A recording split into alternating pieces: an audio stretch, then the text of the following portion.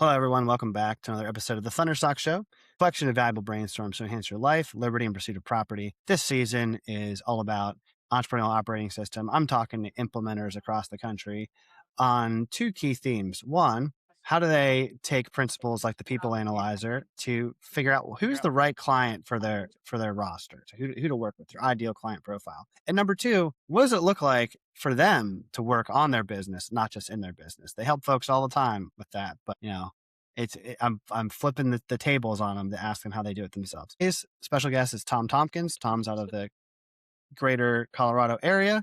He's got a lot of interesting things going on. It's our second conversation. So for those of you that missed the first one, check that out. Tom, how you doing today? Fantastic. Great to see you, Ross. Great to see you too. So you've been doing EOS for over 5 years. But tell me, when did you realize that you GWC'd or EOS implementation was the right seat for you? We self-implemented EOS at a company here in Colorado, and I was in there as an interim leader alongside the founder, and I became the integrator in that scenario. And so, I always say self-implementing, it's kind of like self-implementing your gym membership. Results may vary. So I've always self-implemented my gym membership, and that's probably why I never made it to the Olympics, right? Oh, that's So definitely the reason. so we self-implemented, and given relatively kind of middling efficacy, I would say, on that implementation, it still had a lot of impact for that team, enough so that when I finished that run as an interim executive there, I raised my hand, called EOS, and said, okay, I saw the impact that this had, kind of self-implementing. I'm really curious to learn more about becoming a full-fledged implementer and doing, the whole enchilada with companies that want to go all the way with the entire self-reinforcing. It's a self-reinforcing system if provided you implement all aspects of it. Yeah, that's such an interesting analogy that I love. For someone that, like me, right? So I've been working out, lifting weights. I don't want to date myself, but I guess my grace will do that for me. But for those that are listening, it's going on 23 years was the first time I stepped in a gym, started working out. But I didn't start to quote unquote, self implement until I had like 5 years with different trainers or coaches or whatever. And I think for you, you started self implementing, getting gains, took the dive, and you got some implementation help. But then I started training folks when I was in college, and I didn't even ask for it. I just had friends that were in the beginning stage that didn't want to self implement. They're like, "Oh, you've had a trainer this long. Can you help me out?" So what was it like when you started as an implementer and getting your first couple clients versus today? It was let us call it a steep learning curve on multiple dimensions, because you're learning, for a lot of us anyway, we haven't ever formally, been in teacher mode, and you're going to be in teacher mode with every client. So you literally have to become adept at teaching the materials, coaching the client on the application of the tools, and facilitating owners and their leadership teams through difficult issues. Those are the three functions that's why we call it implementing, because we don't want to call it consulting. We call it implementing because it consists of those three aspects. And in order to do any of those, you have to first master the materials and the tools and internalize all of that. And that takes a few cycles. So I got some of those cycles by virtue of self-implementing before I joined the EOS community and became an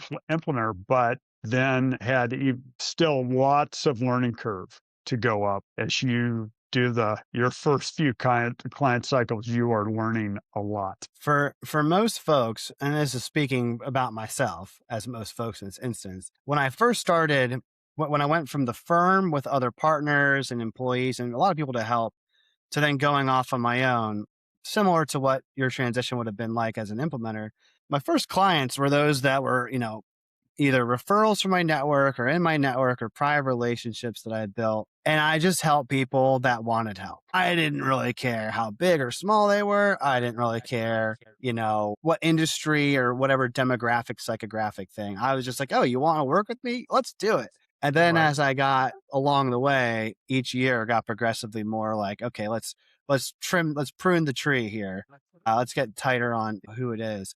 Was it like that for you, or did you have like a niche or like an ideal client in mind from the jump? It was absolutely like that. And my first client was a good friend of mine over 20 years and who fully understood that they were going to be my first real paying client and everything that that implies, which means we're going to be on some learning curves together, which made it okay, because we were all, I wasn't trying to convince anyone that I was not on these learning curves in terms of becoming an implementer. So gave me a lot of grace, I think, as I went up those curves and got better and better at all aspects of being an implementer by virtue of working with them. So even the very next client had a much higher fidelity experience, I would say, with Mm. Tom in the room. And so on and so on. And those first four or five are really zipping up the learning curve pretty fast and becoming more and more efficacious, more and more effective in the room. Yeah, I like to say you're paying down your dumb tax. Yeah, little Not that tuition. not that we're dumb or anything, but the experience, the jumps you get from client 0 to 1, then from 1 to 3 or 4, I think you just gotta live it. But now that you're many more clients past your first one, 5 plus years in, what do you look for when you can if sitting across the table from a prospect and you're like, this team person gets it. They fit who I wanna work with. What are some of the ways you can evaluate? And then for the positive and maybe the negative, we're like, this is maybe something I should refer out to somebody else in my network that's an EOSI. So on the first side of that question, on qualifying, is it going to be a good fit for me to work with them? I'm listening first and foremost for a real desire to grow the business because those are going to be the situations that I most enjoy working in. So that's one mindset that an owner brings to the table. And if I hear them say, for example, look, we have been flat on revenue for the last 3 years. We see our competitors growing. We see the entire market growing. I am sick and tired of sitting at this revenue level. That's music to my ears because I know we're going to dig in and get it, and go after it. So, love that scenario. If the mindset is more like, I'm really, the organization is fine where it is. Mm. I really just want to um, improve my lifestyle outside of the business. I want this thing on autopilot so that I can play more golf or whatever. That is not my ideal mindset. Right. Yeah. No, it's a way to grow, but it's not what kind of gets you personally excited and up for it. Yeah. And creates second scenario poses a lot less potential for the members of the leadership team, for example, to expand their career, expand their livelihoods. Yeah, it's like a comparable analogy with sports, right? If you join a team that's just like, hey, we're just out here to have fun and not get hurt and, Yeah, just go to happy hour after the event. Like that's cool for some people. You want to have more fun and enjoy life more.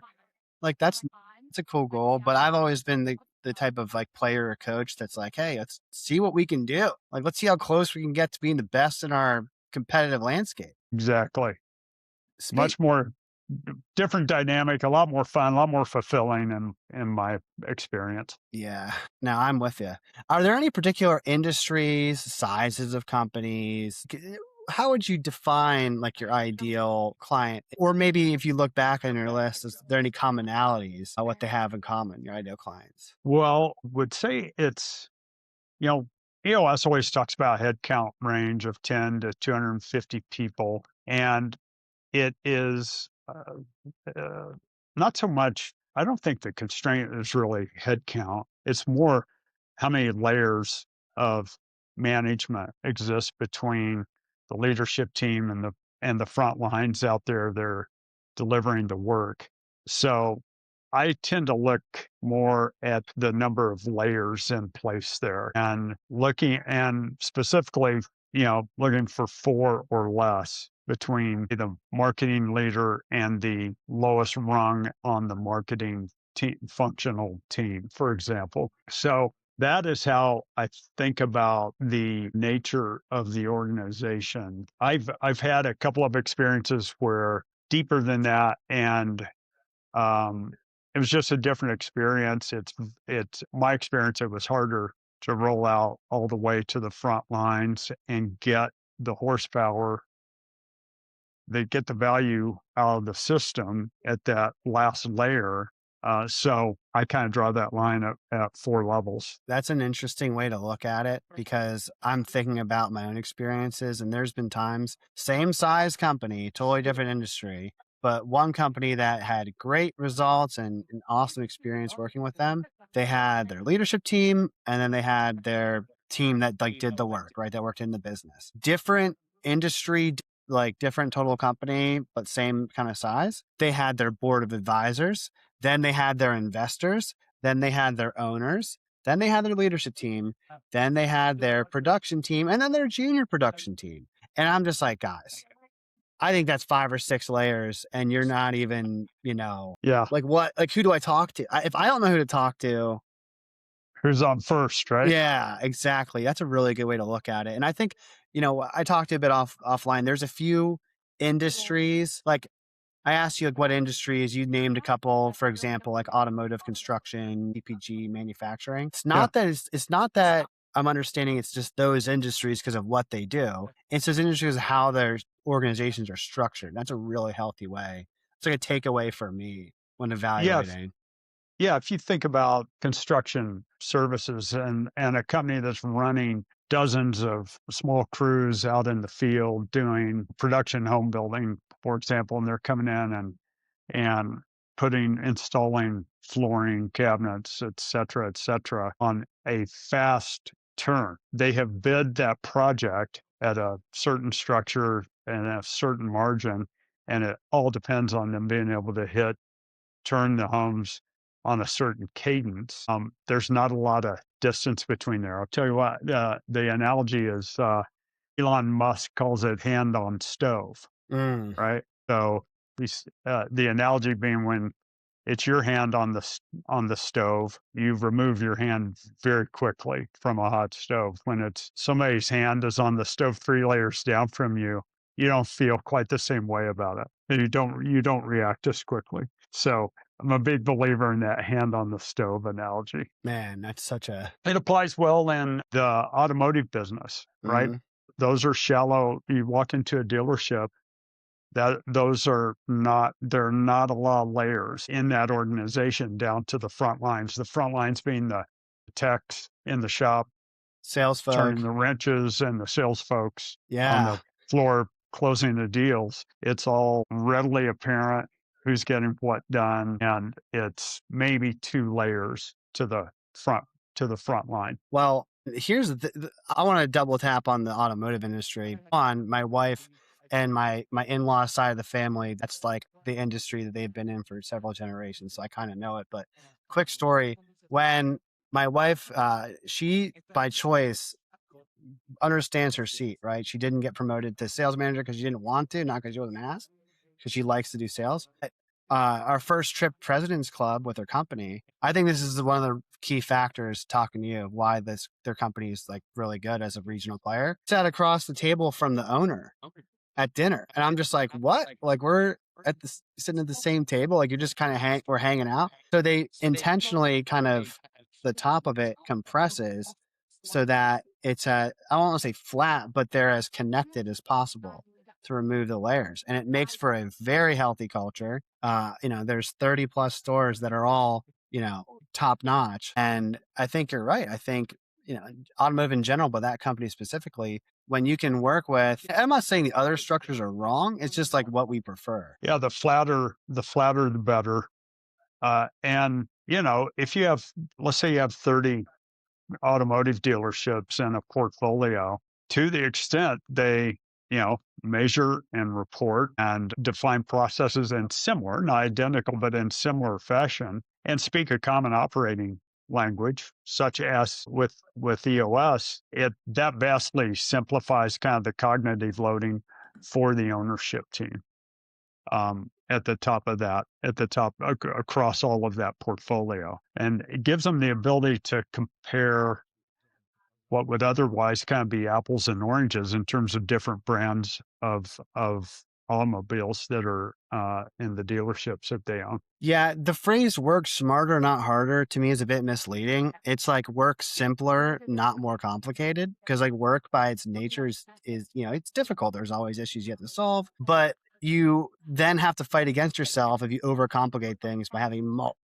all these multiple operating systems and extraneous ways to do things, which is a good segue into my next kind of thematic question, which is we're in 2026. What does it look like for you working on your practice? I'm not saying like in the session room. I'm saying like, hit your rocks, your scorecard, your yearly goals. Like, what are some of the goals that you have or the ways that you're, working on your business to obtain them? As the first part of my question, I'll hold back for the next part. Yeah, we want to. I think all of us very much want to develop more and more robust pipelines so that we can be more and more selective about the clients we choose to work with out of those pipelines. And if, where there's not a good fit for me in that pipeline, I can readily refer those clients to one of my colleagues that's going to be a great fit for them. So, in terms of, I mentioned that because of the notion of building robust pipelines. And so, a couple of years ago, I started applying the Outgrow technique, revenue growth technique, to my own EOS practice and discovered that it worked as advertised, delivers 15 to 30% growth and delivers a more robust pipeline to any type of business, whether you're a solopreneur or whether you're a $1 billion company with an army of you know salespeople and customer service people. It delivers relative growth to those situations. It's so the growth is great. The pipeline, the robust pipeline, is even better. So it's interesting. You knew what it would be like with EOS, where you just follow the system and you get the desired outcome when you just like do the work consistently. And now you found this new system, Grow, which has a secondary effect to helping you with your EOS by having Outgrow and growing that new component service offering you have. It's also one of the ways that you're growing your EOS practice. Is that right? Yeah, exactly. I mean, I ate that dog food for 2 years as a proof of concept that Outgrow actually worked by applying it to my own business. So I didn't have to self-implement Outgrow because I was part of an Outgrow cohort within the EOS community. And so we had guidance from Alex Golf and his team, et cetera. So it was he implemented, he showed us how to implement it with our own EOS practices. And based on that proof of concept and actually doing the work and seeing how it worked and got results, then I decided to, add Outgrow as a solution that I could also teach to clients as well. So, what are some of the this is kind of segueing into what I wanted to blurt out earlier, but now that you have Outgrow under your belt as a tool and the methodology, how has that changed when you do your yearly planning for your 1 year goals or your quarterly rocks versus say like a year or two ago before you were with Outgrow? Uh-huh. Right? Uh-huh. Like I'm sure, as we get better, this is true for me. Like my rocks for my business are awful different than they were even a year ago. So Yeah, absolutely. Outgrow's given me a basis for growing my EOS pipeline, my EOS business. So now, instead of looking for rocks that are going to crack the pipeline code somehow, which I was doing for the first couple of years in my EOS practice. Now I've got confidence in a mechanism that's going to take care of the lion's share of that for me, and that mechanism is Outgrow, which kind of frees me up to set other types of rocks to strengthen the practice, the EOS practice. So it kind of liberates time.